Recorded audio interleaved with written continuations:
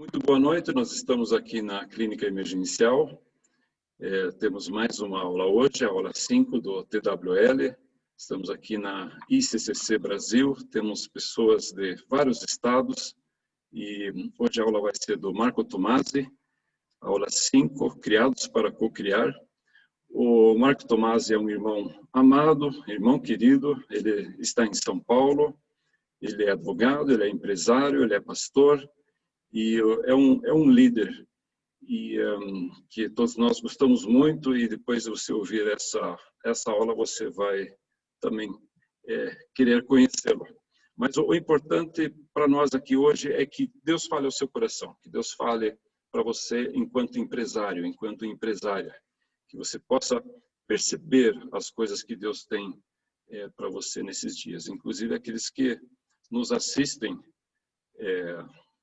amanhã ou depois, porque esse vídeo vai estar no YouTube.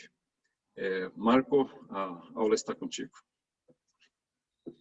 Obrigado, Klaus. Boa noite a todos. Eu quero agradecer a oportunidade que nós temos de estar junto. E hoje nós vamos para a aula número 5. Eu gostaria de compartilhar a tela com vocês. Vejam aí se está aparecendo a tela.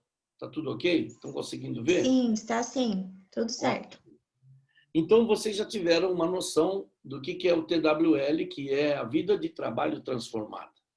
E essa aula número 5 fala sobre a co-criação, ou a criação junto.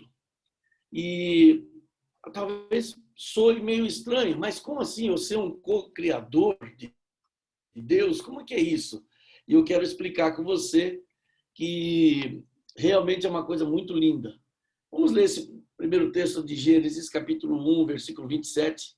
E criou Deus o homem à sua imagem, a imagem de Deus os criou, homem e mulher os criou. E esse texto fala da criação. E a expressão aqui, quando Deus fala assim, a imagem de Deus, há uma intenção e um chamado. Em que sentido nós somos feitos à imagem e semelhança de Deus? Com o propósito que Deus colocou no coração do homem, para que ele devia conhecer esse propósito e cumprir esse propósito. Então, aí é um processo de compreender, de compreensão, de entender e de nós podermos receber e obedecer isso. Deixa eu apenas desligar aqui. Eu estou vendo que tem algum ruído aqui do WhatsApp. Deixa eu ver se eu consigo derrubar isso aqui, porque ele vai ficar fazendo ruído que eu não estou gostando. Vocês estão vendo aí, não? Deixa eu ver se eu consigo tirar aqui rapidinho. WhatsApp. Não sei se é o meu, não sei se é o do Klaus. Eu acho que é meu, né, Klaus? Ou não? Ou é seu? Eu acho que é seu, porque o meu estava mutado aqui. Ah, tá. Então eu vou calar a boca desse trem aqui, porque senão ele fica me fazendo barulho o tempo inteiro. Ok. Então vamos lá, gente. Voltando aqui novamente à nossa aula, onde aprendemos então que Deus tem um propósito para nós e que, quando a gente compreende isso, nós podemos trabalhar em sintonia com Deus. Trabalhar entendendo, através desse relacionamento, é que nós também começamos a entender a identidade como ser humano, mas segundo a imagem de Deus. E Deus é o nosso modelo. Antes da criação, ele viu, ele imaginou, ele gerou no seu coração esse ser. Então, ele transformou, a partir de que ele tinha uma ideia fixa já, ele transformou o homem do pó da terra e o formou à sua imagem. Ora, mas com 7 bilhões de pessoas, como é que a gente pode ser a imagem de Deus? Tem japonês, tem negro, tem caucasiano, tem branco, tem mulato, como é que é isso? Então, Deus nos criou, não a parte física, mas Deus criou a parte espiritual, a parte de interior, para que nós pudéssemos ser parecidos com ele. Então, o homem é resultado do amor de Deus. E isso se aplica a cada pessoa, a mim, a você, a todos nós. Então, o que é o homem? Um ser humano ou um ser espiritual? Aqui eu tenho um diagrama que nós vamos colocar para você, que você já sabe que o corpo tem 5 sentidos: a visão, a audição, o tato, o paladar e o olfato. Cada um dos sentidos é notado, cada coisa. Por exemplo, você vai num lugar, você sente um cheiro gostoso de comida, você vai ver alguma coisa, você quer apalpar, você quer experimentar, e assim nós temos a comunicação com o mundo. Mas não é nesse sentido somente. Então eu quero incluir nisso, que na visão, na audição, no tato, no paladar, no olfato, nós temos isso faz parte do corpo. Está vendo aqui esse verde?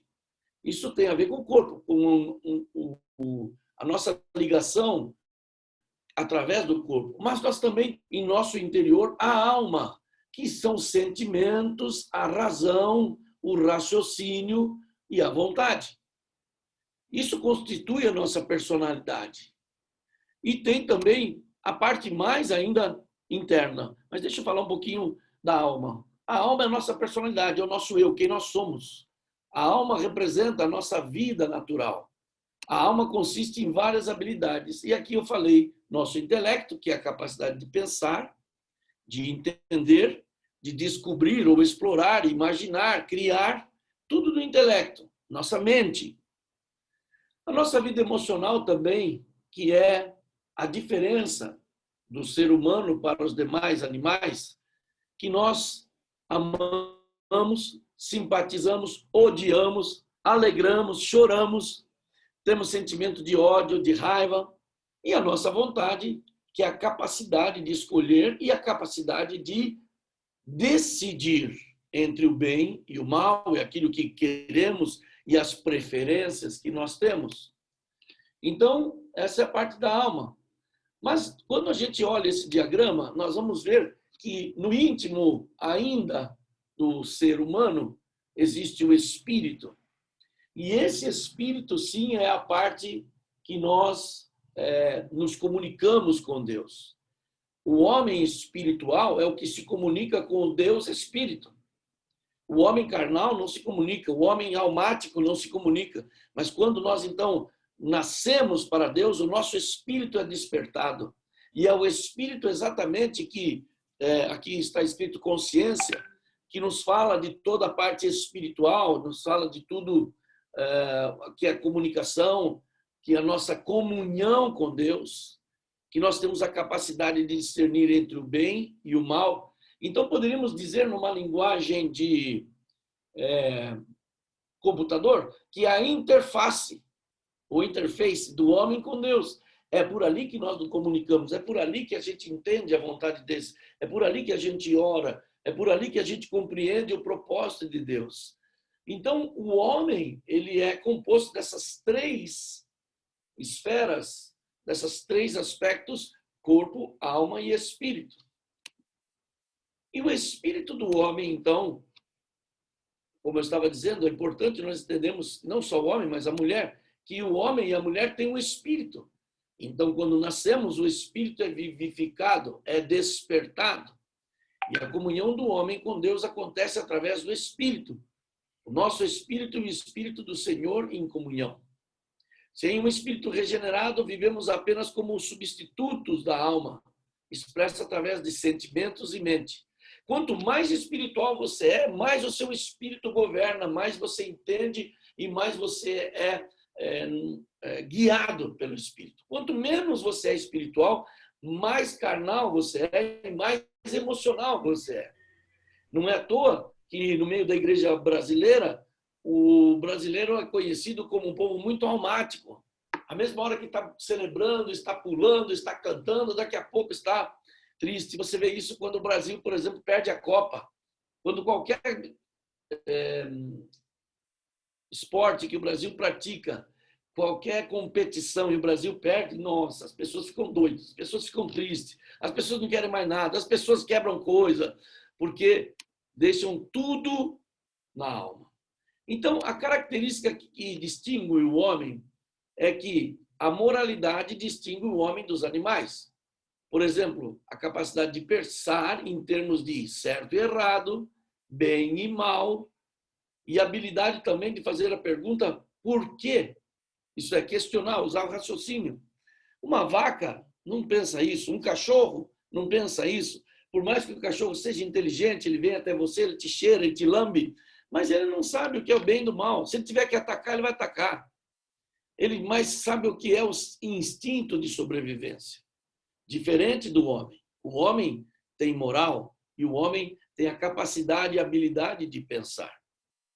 Então, em princípio, o homem é capaz de ter 3 tipos de pensamento. Os seus próprios pensamentos, isso é, eu vou fazer isso amanhã, eu desejo construir isso, eu quero estudar, eu quero construir uma casa, eu quero ter minha empresa, eu gostaria de fazer isso. Pensamentos no âmbito do homem. O segundo tipo de pensamento é aquele pensamento que o homem não pensa, mas que é semeado, ou é, como que eu posso dizer, como uma flecha, ele é inserido, ele é lançado na mente do homem, e muitas pessoas, quando não entendem isso, não conseguem discernir, acabam entendendo que aquele pensamento maligno vem dele, mas não é, é do diabo.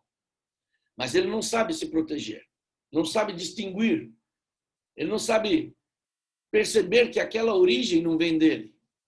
Eu estava ouvindo o depoimento de um pai na televisão, uma pessoa contou para mim aquele programa que mostra como as pessoas fazem crimes, e o pai matou os 4 filhos. E ele não sabia dizer de onde vinha aquele pensamento. Ele falava, não, aquilo eu fiz, mas eu não sei, eu não imaginei que eu estava fazendo aquilo, eu só fui continuando, depois que eu matei o primeiro, matei o segundo, matei o terceiro, matei o quarto. Claro, desculpe, isso deixa vocês meio para baixo, né? Mas quantas coisas a gente vê hoje que as pessoas não fariam e fazem por causa de um momento que não sabe o que deu na cabeça. Esse é o pior tipo. E agora, para salvar a lavoura, os pensamentos de Deus. Os pensamentos de Deus, aí sim, são um pouco daquilo que Deus pensa a nosso respeito. E há tantos versículos sobre isso, Jeremias 29:11, eu bem sei os pensamentos que tenho a vosso respeito. Pensamento vos dar uma esperança e paz, e um futuro. Deus pensa boas coisas. E quando nós temos comunhão com Ele, Ele compartilha os pensamentos conosco. E nós agora começamos a compreender o que está na mente de Deus. Então, o homem ele acaba tendo uma tensão entre as esferas espirituais. O reino de Deus e o reino das trevas. Claro que quando você vai crescendo, você vai discernindo aquilo que vem de Deus e aquilo que não vem de Deus. Então você começa a ter batalhas na mente, ter batalhas no trabalho, ter batalhas na família, e que você precisa compreender e saber lutar as armas. Não é à toa que a Bíblia nos ensina, o livro de Efésios, que a nossa luta não é contra carne nem sangue, mas a nossa luta é contra principados, potestades, espíritos dominadores e espíritos da região celestial que atuam no lugar celestial. Veja que coisa. Não é contra carne e sangue. Mas se você não compreende isso, você não consegue viver e ter vitória. Então, vamos comparar aqui o reino de Deus e o reino das trevas. O reino de Deus, ele é eterno, não tem começo nem fim. O reino das trevas, ele tem os poderes do pecado e de Satanás, que foi um anjo decaído, que foi lançado por sobre a terra. Lembrando que Satanás não é eterno, Satanás foi criado. A Bíblia fala sobre isso, no livro de Ezequiel e no livro de Isaías. Mas há uma batalha entre o bem e o mal. Também quero esclarecer, não é o Yin e Yang, aqueles dois símbolos do Oriente, como se fossem 2 forças equivalentes, e não são. Satanás foi criado como um querubim da guarda. Ele é infinitamente menor, infinitamente menos poderoso do que Deus. Então, aquele conceito do Yang Yin não está correto. O reino de Deus, então, ele precisa do homem para fazer a intersecção, a junção. Então, o homem que nasce no tempo e no espaço vai morrer, mas ele vai ser eterno no sentido de que ele viverá eternamente com Deus. O homem é o ser moral com vontade própria. Se eu quiser fazer boas coisas, eu vou fazer. Se eu quiser fazer más coisas, eu vou fazer. O homem decide. É aquilo que nós chamamos de o livre arbítrio ou o poder livre de decisão, de escolha. Veja, nesse diagrama, Deus fala através do Espírito. Está vendo uma setinha aqui? Vocês conseguem ver? Aí tem os meus próprios pensamentos ou a tentação, que foi um pensamento dado pelo inimigo. Então, nós respondemos através da fé ao que Deus fala. Quando você tem os seus próprios pensamentos, você responde naturalmente. E quando você tem uma tentação ou um pensamento maligno, você, cedendo aquilo, o pecado é concebido e dá luz ao pecado. Olha só, olhando na parte de cima aqui, como se fôssemos apenas pessoas espirituais, Deus fala através do Espírito, nós respondemos através da fé e os nossos atos seguem os nossos pensamentos. E acabamos obedecendo e criando resultados eternos. Quando baixamos o nível um pouquinho para o nível dos pensamentos, o nosso próprio pensamento, por exemplo, estou com sede, você vai ter uma reação natural. E o que acontece? É apenas um suprimento de uma necessidade física. Não tem nenhuma outra consequência. Em compensação, quando você é tentado, quando o desejo é concebido e dá luz ao pecado, inclui as obras mortas e gera morte. A pergunta que eu tenho para vocês é: Jesus foi tentado? Sim ou não? Sim. Ele pecou? Não. Porque aqui, quando ele recebe isso aqui, simplesmente ele rejeita. Não sei se vocês estão vendo aí a minha setinha. Ele rejeita e aquela tentação não deu luz ao pecado. Então, ele foi tentado, mas ele não pecou. Então, em que se co-criar? Talvez se você olha essa frase, você fala assim: meu Deus, o pastor Marco está viajando, hein? Está falando que nós somos criadores, só que pode criar é em Deus. Claro que sim. Mas, se nós analisarmos que quando nós somos inspirados por Deus no nosso espírito, e ele nos dá inspiração, criatividade, e você transforma aquilo em ação, você de alguma forma está sendo usado também para criar junto, ou co-criar. Veja que o homem não é capaz de criar algo inteiramente novo, mas ele recebeu, lembra quando Adão recebeu a autoridade para nomear todos os animais? E ele começou uma pesquisa científica em que ele observava e ele nomeou, e ele fez tão bem isso, com tanta maestria. Todos os animais têm um nome e que representa muito bem, mas ele não criou os animais. Ele foi chamado para criar juntos, para ajudar a Deus. Então, o homem também precisa de beleza e criatividade, tanto como experiência, como expressão, como, por exemplo, na música, na literatura. O homem não criou o som, mas ele pode criar uma música.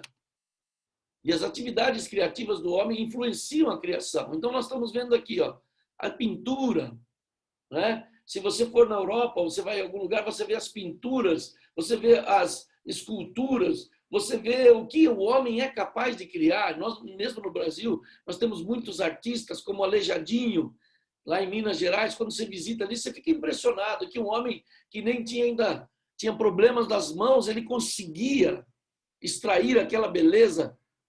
Nesse sentido é que nós estamos criando junto. Nesse sentido é que o homem pode criar coisas. E, através da imaginação, que é uma inspiração, que é uma habilidade que Deus plantou em nossas almas, que você imagina coisas, você sonha coisas. E a imaginação, ela não paga imposto, né? Então você pode imaginar e pode sonhar o que você quiser. E a imaginação pode ser como uma passagem aérea para qualquer destino e para qualquer projeto. É como uma tela esperando para ser pintada, ou como uma folha de papel esperando para ser escrita. Que lindo! Tem até um aviãozinho aí. Então, o papel da imaginação na criatividade é o seguinte: a imaginação é uma espécie de liberdade. Porque quando você imagina, você se vê em cima de uma montanha, você se vê num barco, você se vê voando, você se vê pegando um grande peixe, por exemplo, como eu, fico sonhando sempre que eu estou pescando. É o paradoxo da liberdade. No entanto, é que a liberdade é o seu pior inimigo. Por quê? No sentido de que a liberdade requer autoconstruções e implica substância ética. Então, é uma trava. Às vezes você está devaneando, assim, sonhando, aí depois você dá uma assim e fala, não, mas como é que eu vou fazer isso se eu não tenho dinheiro? Então, apesar de estamos imaginando, estamos voando, estamos viajando, depois, quando você cai em si, você vai ver que tem uma limitação pelas leis escritas em nossos corações. E isso também vem de Deus. Isso nos ajuda e nos protege. Guarda o teu coração, pois deles procedem as fontes da vida. Então, o papel da imaginação na criatividade. O mundo sem imaginação vai ser descrito como um mundo vazio, sem graça. Sem criatividade não tem história, não tem possibilidade. A vida seria vazia, sem cor, um buraco negro. Mas o que aconteceria se vivesse um mundo onde a imaginação fosse a única dimensão para o nosso desenvolvimento? Seria uma bagunça lascada, né? Seria o quê? Cada um faz o que quer, vivemos tudo como artistas. Eu não sei quantos de vocês eram vivos na época do movimento em 1968, que todo mundo queria ficar sexo, drogas e rock and roll. Era aquele movimento que, vamos lá, saiu muita coisa bonita, mas também os caras não trabalhavam, os caras não pagavam conta, viviam naquelas fazendas lá que tinham aqueles concertos, droga e tudo. Fica uma imaginação só. Você percebeu que gente muito talentosa são difíceis de obedecer horário, de pagar conta, parece que vive sempre no mundo da lua, né?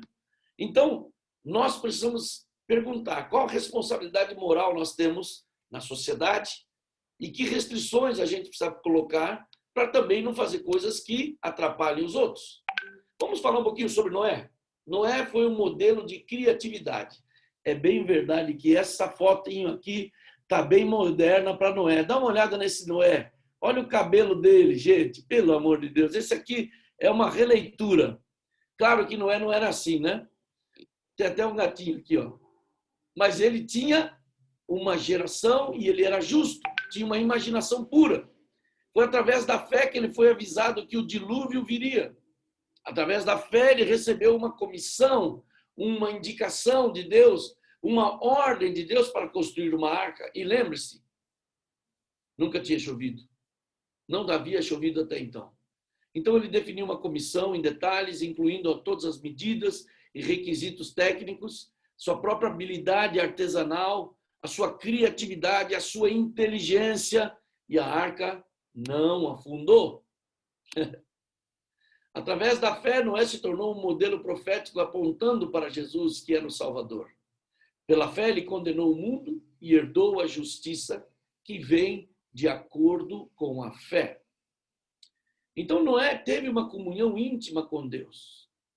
E o Senhor fechou a arca depois dele construir e demorou muitos anos. Não sabemos direito se a arca era assim, mas vamos crer que era parecido com isso. Em frente, vamos ver uma outra pessoa que foi o nosso pai da fé, o Abraão.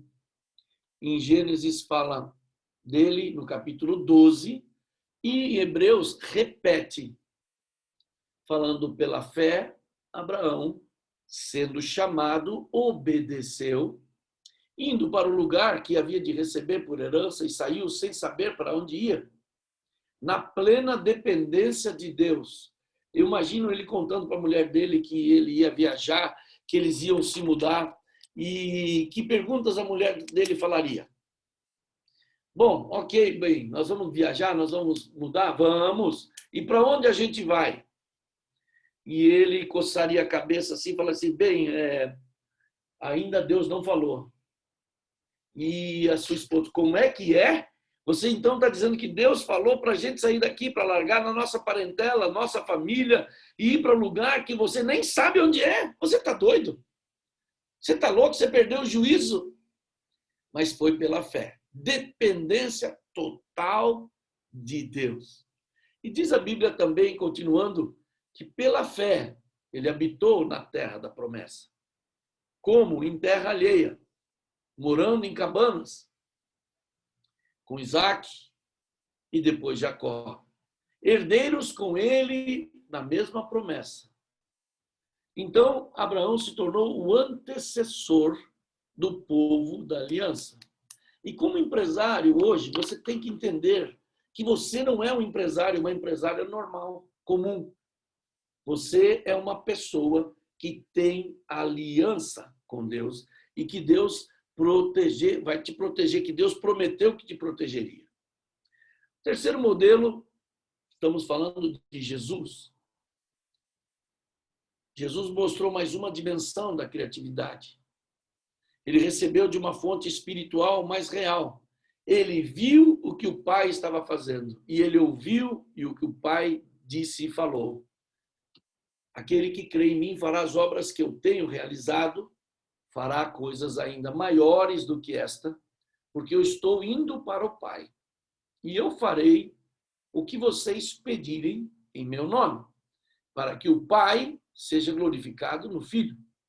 João 14, 12 a 13.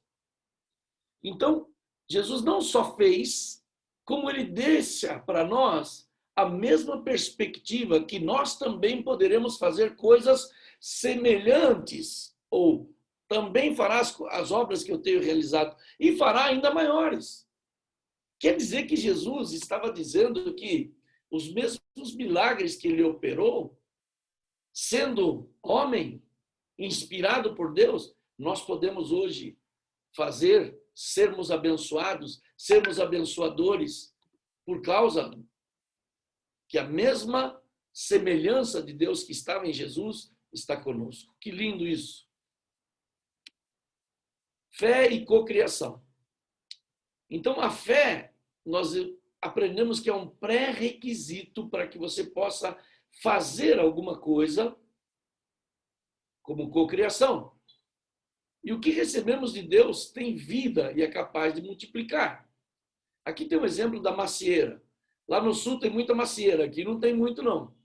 Mas em Santa Catarina tem bastante macieira, Rio Grande do Sul. Quantas macieiras existe uma maçã? Essa é a pergunta. A resposta é um número infinito, já que as sementes de maçã têm vida. Olha aqui. Se você lançar essa semente no chão, o livro de Gênesis diz que ela vai produzir segundo a sua espécie. De forma indefinida, sempre vai fazer maçãs. Por isso que a resposta aqui é um número infinito. Mas se você olhar uma maçã, você comer uma maçã e jogar aquela semente fora, ela não vai produzir nada, ela só serviu para matar sua fome. Mas se você lançá-la, reinvesti-la, você vai criar. Então o homem, apesar de Deus ter criado as maçãs, o homem continua cocriando muitas maçãs. Você entende isso? É nesse sentido que a nossa lição fala que nós somos co-criadores de Deus. E a fé é a chave que dispara isso. Em Mateus 18, 18, está dito assim: em verdade lhes digo que tudo o que ligarem na terra terá sido ligado nos céus. Veja o verbo aí. Não será ligado, mas terá sido ligado. Veja o tempo verbal. No passado. Tudo que vocês ligarem já terá sido ligado nos céus. E tudo que desligarem terá sido desligado nos céus. Então, hoje eu quero trazer para você esse entendimento de que é pela fé que nós colocamos, que nós fazemos a ignição, fazemos a ligação, que nós abrimos a porta para sermos co-criadores com Deus.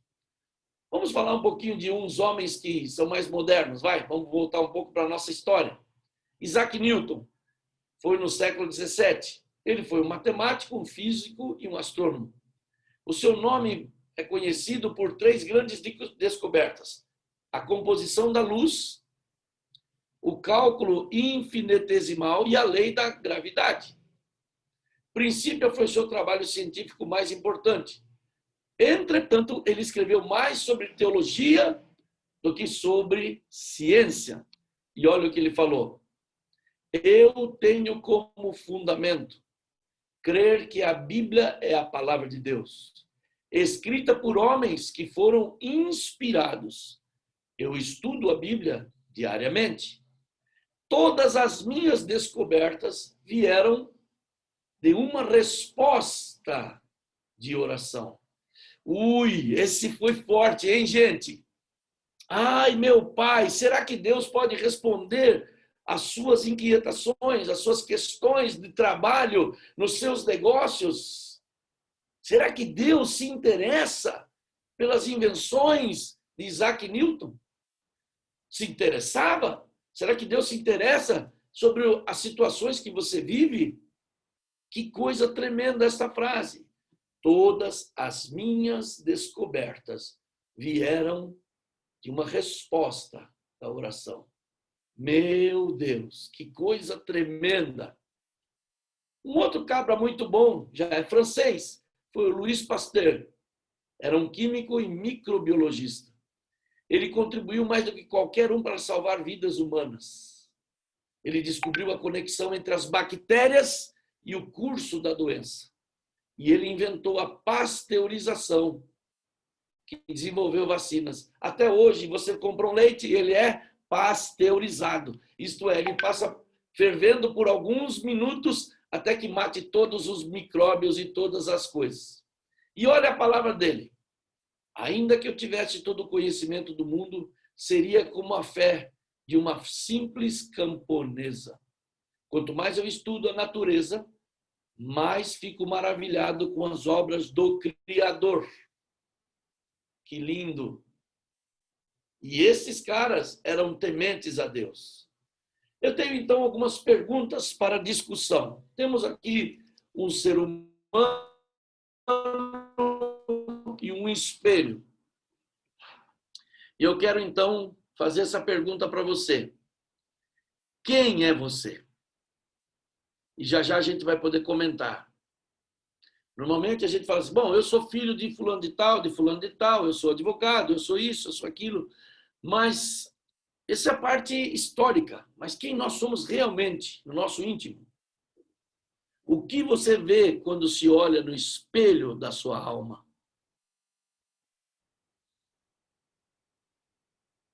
Qual dos atributos da alma é dominante em sua personalidade? E, finalmente, qual é o seu papel como co-criador? Mas, pastor, o senhor vem com esse papo de co-criador. Eu estou tentando salvar a minha empresa, estou tentando crescer minha empresa. É exatamente isso. Só que você está fazendo com as forças da sua mão, das suas próprias forças. Será que se não pedíssemos ajuda para Deus? Será que não pedíssemos criatividade para Deus? Será que não acionássemos a nossa fé para os negócios? Nós não poderíamos criar coisas novas, inclusive para nossos próprios negócios?